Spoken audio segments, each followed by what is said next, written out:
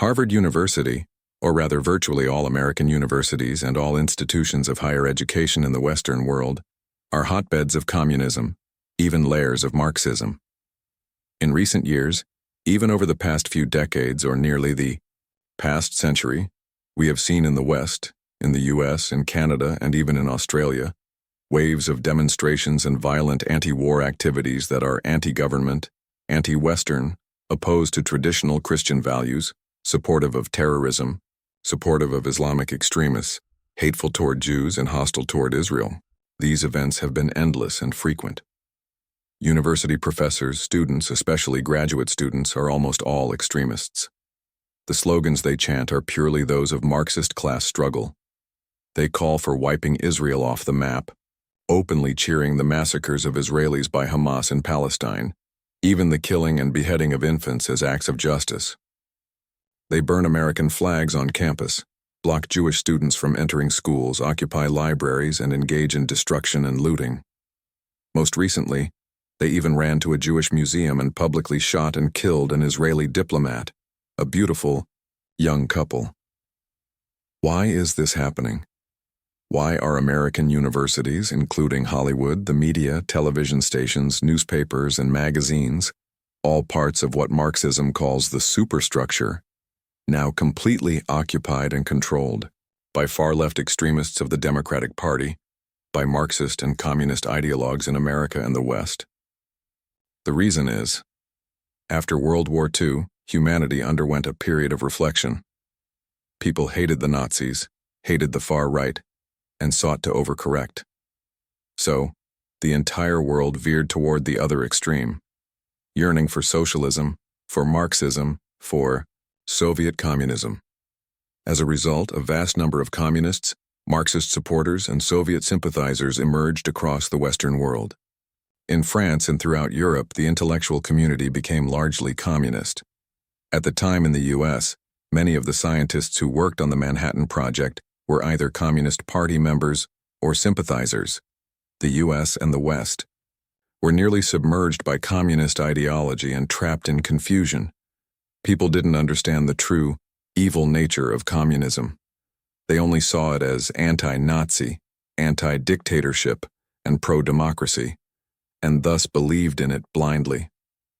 At that time, nearly everyone was reading the Communist Manifesto, bowing down to Marxism.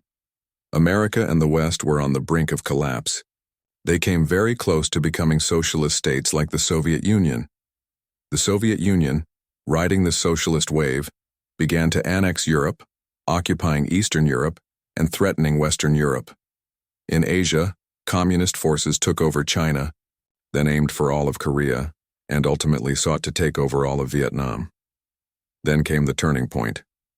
The US stood up to defend democratic society, battling against communist revolutionaries in the Korean and Vietnam Wars.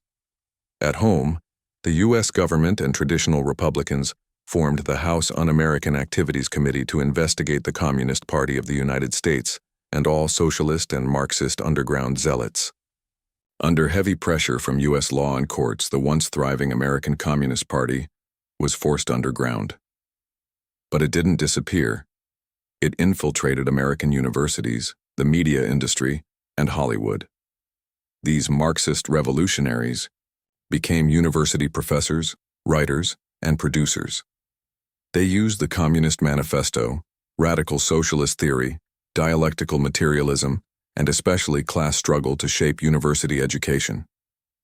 Their textbooks were tools of brainwashing, systematically indoctrinating American students with Marxist ideology. This same indoctrination spread to students in the UK, France, Germany, Italy, Japan, South Korea, Australia, and throughout Western academia. Under this comprehensive brainwashing, generation after generation of students in the West have become infused with Marxist, communist, and socialist revolutionary thought. They launched campus protests and revolutions. They opposed the Vietnam War with street riots. They fueled racial strife in the US, always stirring up conflict wherever black and white people clashed. They claim the US is a racist country and that black people are an oppressed group.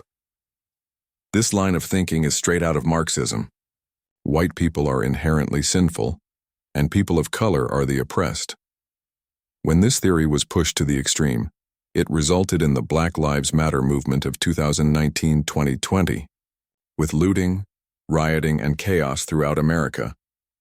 They coordinated with dictatorial communist and socialist regimes globally, acting as their domestic allies to sow unrest in the U.S. They seized leadership of the Democratic Party, effectively turning it into a communist party. Now they've come out into the open, led by Bernie Sanders and AOC. American communists have entered Congress, taken leadership positions in the Democratic Party, and organized socialist mass rallies across the country.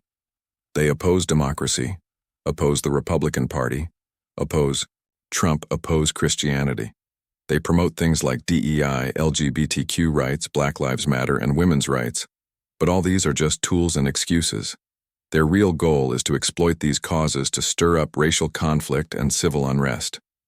In short, they want to incite class struggle in America, seize power through it, and ultimately rule the country, just like what happened in other socialist regimes. Just as happened in Cambodia after the Marxist Khmer Rouge seized power, once they are in control, they will turn their guns around.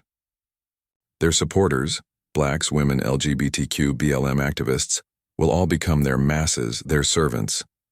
They will be treated like Pol Pot treated his own people, massacring nearly half the population.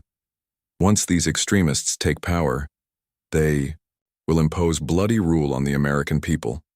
The essence of communism is this: they spread lies, and you must believe those lies.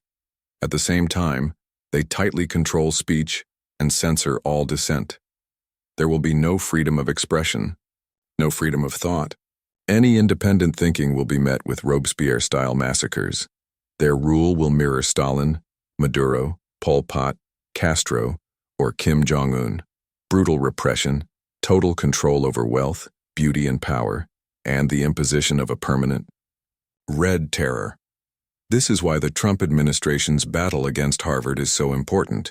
It could mark a turning point in America's fate. A thorough investigation of Harvard, and of all U.S. universities, could expose the rotting, hellish darkness hidden beneath the academic surface. It could root out Marxist ideology and purge the crimes they've committed against the American people and the world.